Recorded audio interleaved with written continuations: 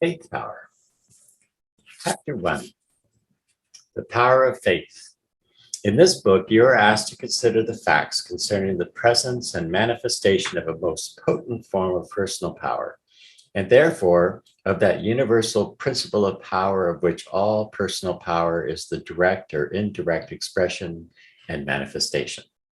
This form of personal power is one of the 5 great elements or factors involved in the expression and manifestation of personal power in general.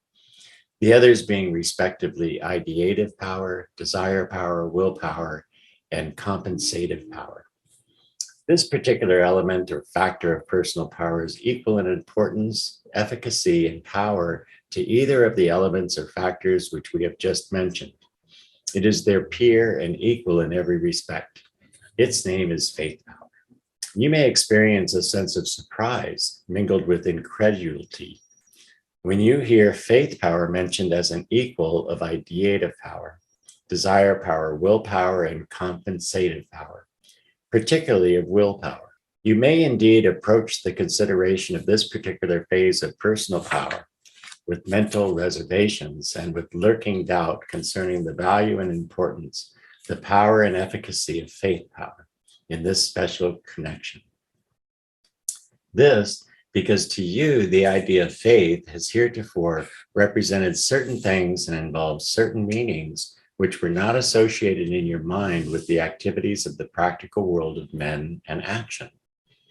To you, faith has doubtless been a term properly applied in sermons and theological books, but which has but little or no practical place or meaning in the world of action and deeds, in the world in which most of us live most of our time and perform most of our actions. But we hasten to assure you that the faith power which forms the subject matter of this book is not at all the kind of faith power which you have in mind, and of which you are uncertain so far as is concerned its efficacy and power in practical everyday life.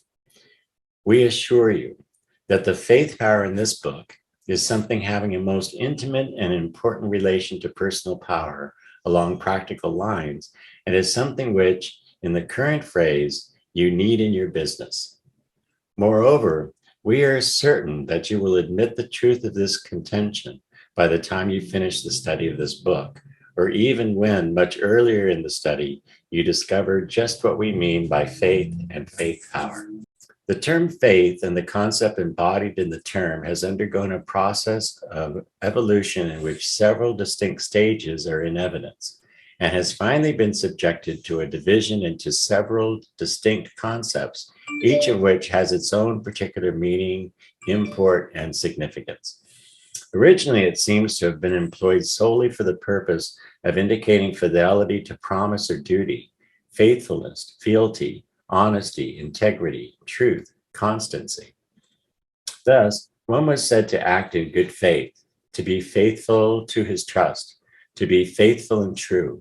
In short, to manifest the quality of faith in the direction of honesty of purpose, steadfastness, constancy, and loyalty toward that or those to whom one was bound by duty, promise, or honor. In time, the term took on the additional meaning of firm belief and confidence, particularly in regard to moral and religious precepts or doctrines. Faith in this usage became the term indicating a lively and firm belief in and assurance of the truth of presented facts, doctrines, dogmas, and propositions, particularly in absence of immediate and personal knowledge of their truth. In this sense, the term indicated a certain surrendering of the rational demand for immediate and certain intellectual conviction in favor of the claims of real or assumed authority. Thus, the faithful believer expressed and manifested a faith concerning certain dogmas and authoritative teaching of which he had, and could have, no immediate knowledge, and which in many cases seemed to be beyond his understanding and even contrary to his actual experience. Thus, faith became the expression of a belief based upon confidence in and reliance upon authority rather than upon logical reasoning or actual knowledge. Later, from the combination of the 2 older concepts, there arose a new concept, a new meaning involved in the old term, faith. Faith, in this new meaning consisted of 1, confidence, 2, earnest belief or conviction of truth, and 3, hope or expectation of the realization of the object of faith. In this meaning, faith may be defined as earnest belief in the power of certain causes to produce certain effects, in abiding confidence that such effects will be so caused, and a confident expectation of the happening of such caused effects. Here you will see there is a mingling of the original concepts of faith and hope, respectively. Hope alone indicates a desire for some good accompanied by at least some expectation, confidence, or trust that it is obtainable or will be obtained. But faith, in the later meaning, took over this concept of hope and added to it the firm and earnest belief, trust, confidence, and expectation of the fulfillment of the hope. Moreover, it indicated that not only the good, which was the object of hope, may be confidently expected, but that likewise a bad thing may be the subject of the confident expectation. In this way, the bad thing feared, as well as the good thing desired, might become the object of the confident expectation and belief, the object of faith, in fact. Analyzing this last conception and meaning of faith, seeking to eliminate the non-essential factors and elements and to preserve all the essential ones, we find that at the last, we have left merely the concept of confident expectation and expectant belief. Think over the above-mentioned concept for a few moments, and you will see that faith in this usage is identical with confident expectation. The term confident means having full confidence, belief, and expectation, sure, certain, positive. The term expectation means state of expecting or looking forward to, something that is believed about to happen or occur or to come about. The act or state of awaiting confidently some approaching event. Here you see there is the idea of 1, a firm belief accompanied by 2, the firm conviction of the realization.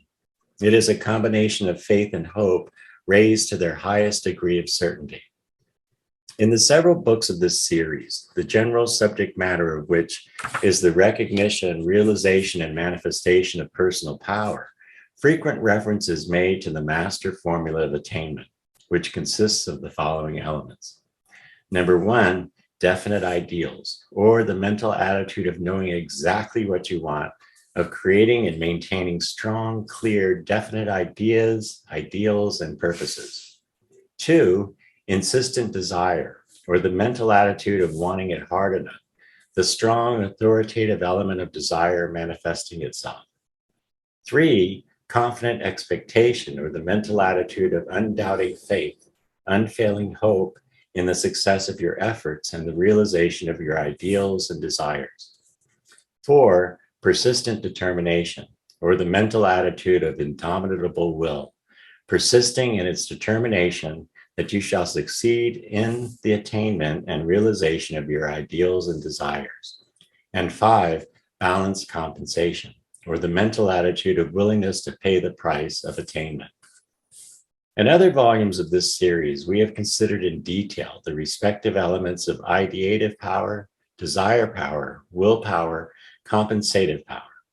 In the present volume, we shall direct your attention to that additional element of personal power, the power of confident expectation, which is properly termed faith power. Though perhaps not so familiar to the general reader, as are the other 4 elements mentioned, this element of faith pays a part equal to that of any of them, mighty as their power undoubtedly is. He who leaves out of the calculation this element of faith is discarding or neglecting to use one of the 5 great instruments of personal power, each of which is equal in importance to the other. Such a one is robbing himself of 1/5 of his available power, and that missing part may bring to him defeat in place of victory. We shall not attempt to decide or to explain just why faith or confident expectation should play such an important part in the activities of personal power. Such an attempt would take us to the very heart or center of power, the universal principle of power itself. And even there, it would be difficult to find that which we seek. Enough for the present purpose is for us to state that extended and careful investigation establishes the truth of this contention concerning faith power, and to point out to you the evidences of its presence and strength. The just why phase of the subject is quite difficult, but the just how phase is easily stated and explained. Faith power meets the test of pragmatism. It works and produces results when properly applied. By reason of your familiarity with the idea, you will readily admit that the man in whom has been kindled the fierce flame of desire will brush aside obstacles and surmount obstructions in his path. And if you have learned the inside facts, you will also realize how such a man will attract to himself that which fits in with his insistent desire. In the same way, you will readily admit that the man of the persistent will cut and bore through the obstructing rock of circumstances and reach his goal, circumstances themselves seeming to fall in with the purpose of such a will. But when it comes to ascribing similar virtues and power to faith, to admitting that faith power is equal in force and efficacy to either desire power or willpower, your unfamiliarity with this phase of the subject may cause you to withhold your judgment and assent.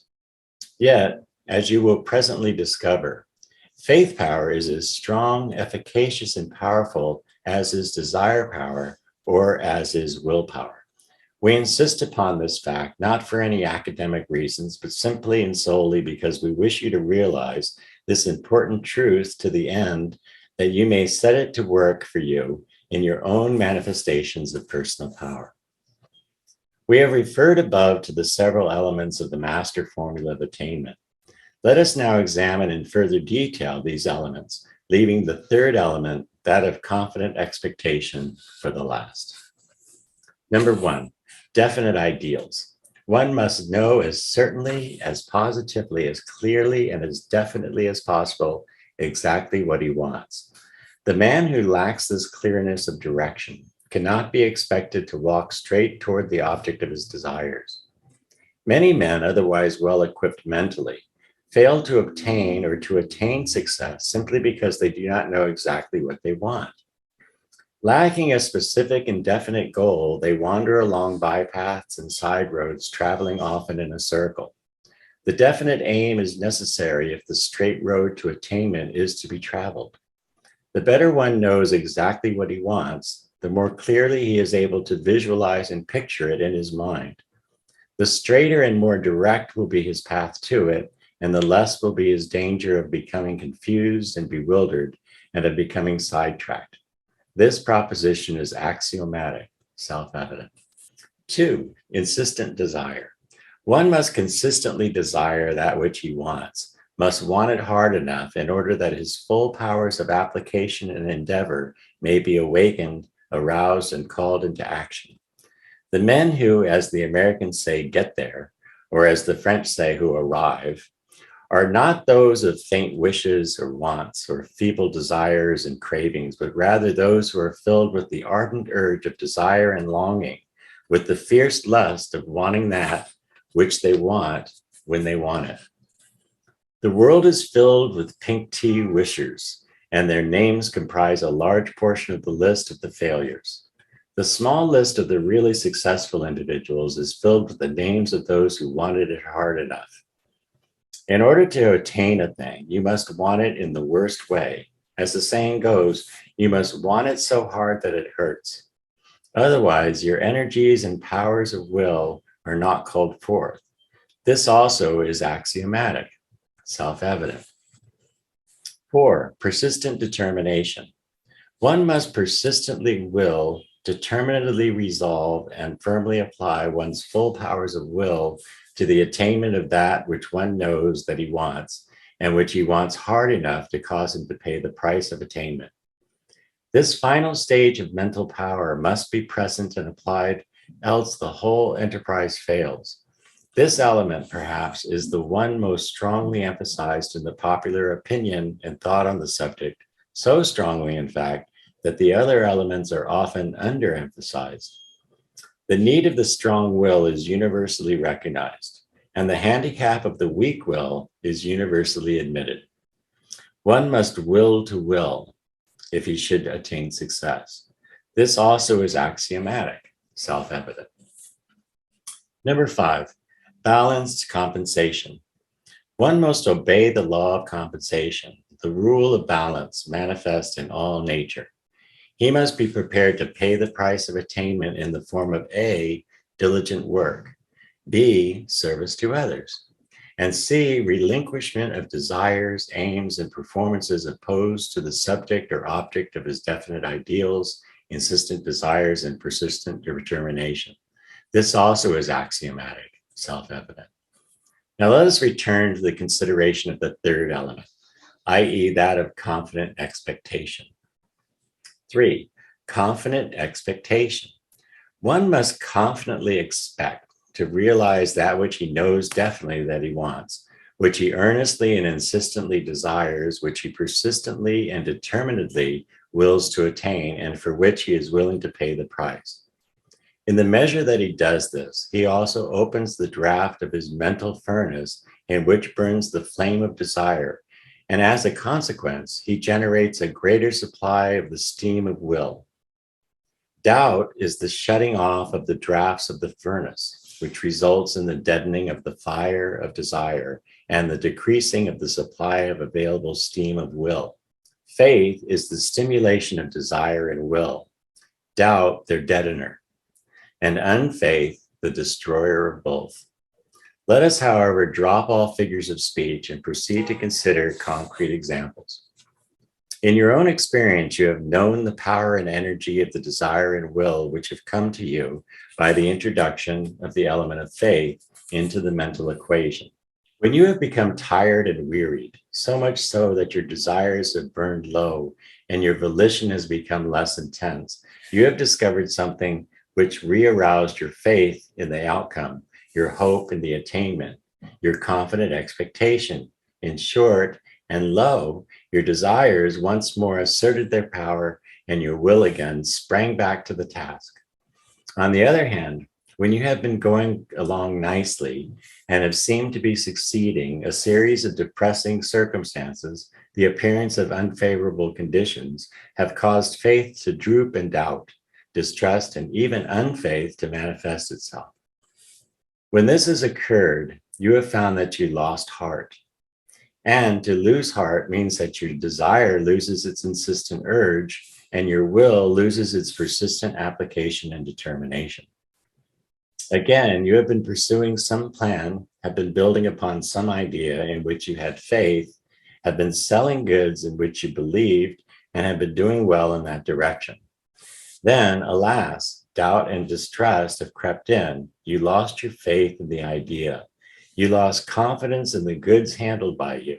And as a consequence, the bottom dropped out of the thing, and you found your desire weakening and your will losing its power of application and its determination. Most of us do our best when we believe in the thing which we are doing. But few of us can do creditable work if we don't believe in it. Thus, faith is found to exert a tremendous influence over desire and will in either direction. Faith can truly say, "They reckon ill who leave me out." We feel that we are justified in asking you to regard as axiomatic, self-evident, these statements concerning faith or confident expectation, just as truly as you so regard the similar statements made concerning thought, desire, and will, respectively.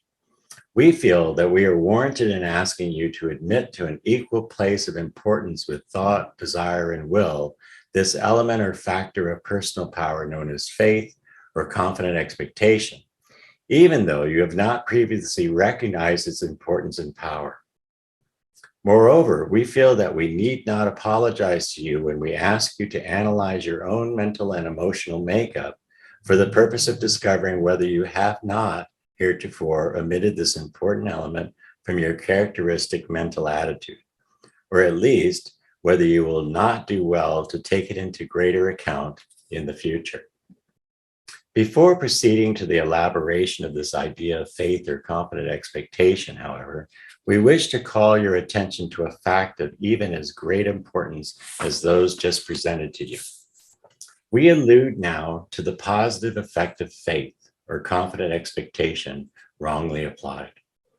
You have seen and undoubtedly now realize that doubt, distrust, and unfaith exert a strong negative influence in the direction of deadening the fire of desire and restricting the steam of will. But you have probably failed to realize that this doubt, distrust, and unfaith may become transmuted into an active faith and confident expectation in the wrong direction, and may thus become an active power working to produce failure, non-success, and defeat. Faith may and does cause mine own to come to me, but reversed in its direction, it may and does often cause the condition of that which I have feared hath come upon me.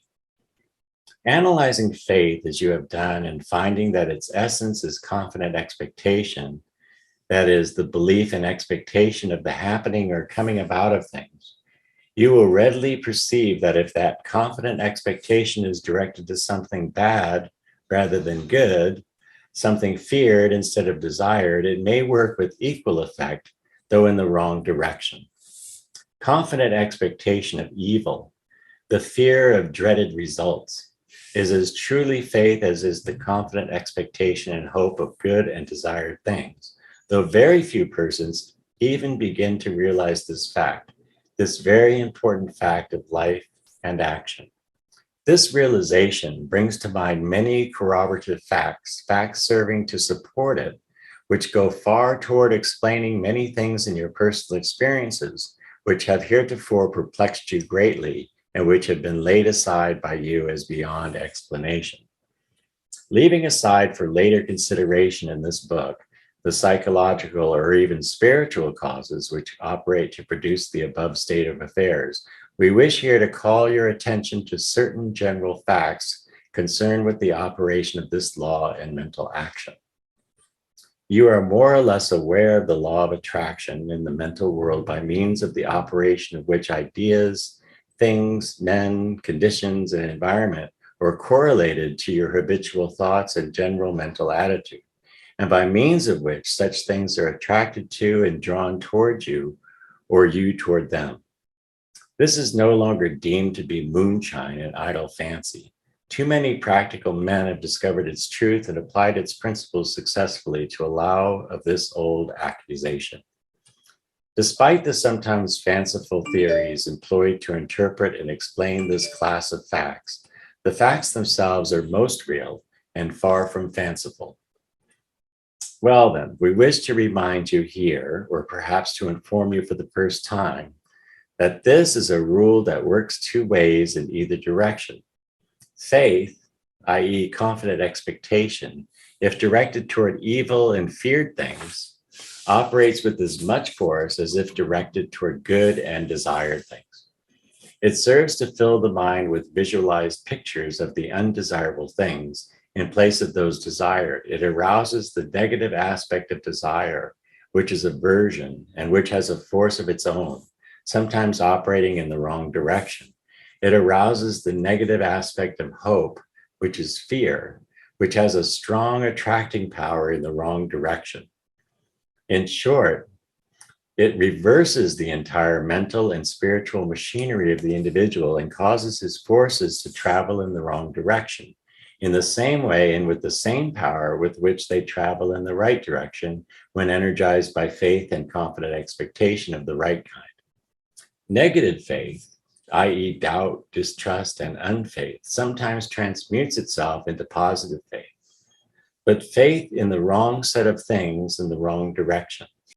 So you see, it is of the utmost importance to you that you should learn the laws of faith power and to acquire the art of running its machinery properly in the right direction and to avoid the reversed process above indicated. There is much more to this subject of faith power than you have imagined.